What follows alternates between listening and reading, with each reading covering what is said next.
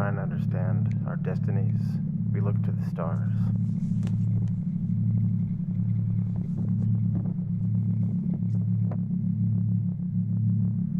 Our macro environment, the volume encompassing our orbital path around our star, the Sun, is covalently bound to similar stellar systems to form constellations, within which our collective and individual destinies exist at once without time, with all time.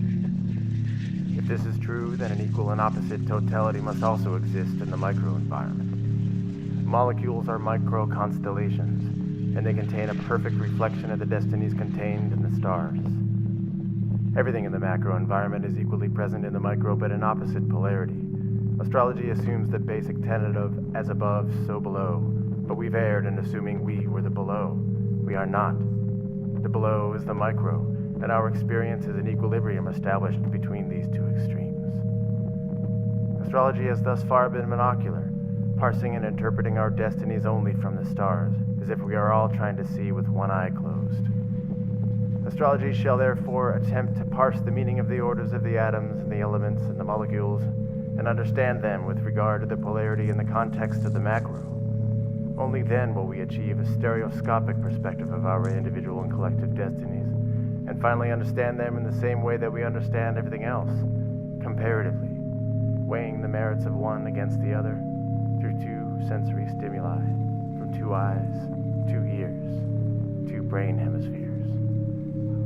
I hereby inaugurate the new mythology of stereoscopic astrology, and I will take the liberty to propose a framework within which we can all explore with binocular perspective. But first, we must define the constellations.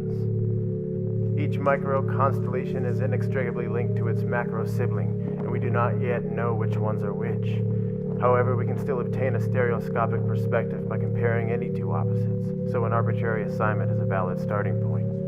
I will propose no more than to define one atom of each molecule, and it will be up to others to draw in the rest of the constellations, adding atoms until they combine to form stabilized molecules whose qualities appear related to each of the 12 signs of the zodiac.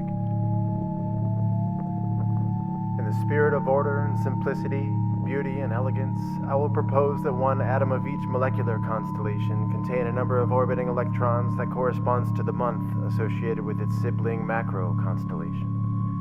This rule thereby establishes the following sibling constellational pairs: Aquarius, Lithium, Pisces, Beryllium, Aries, Boron, Taurus, Carbon, Gemini, Nitrogen, Cancer, Oxygen, Leo, Fluorine,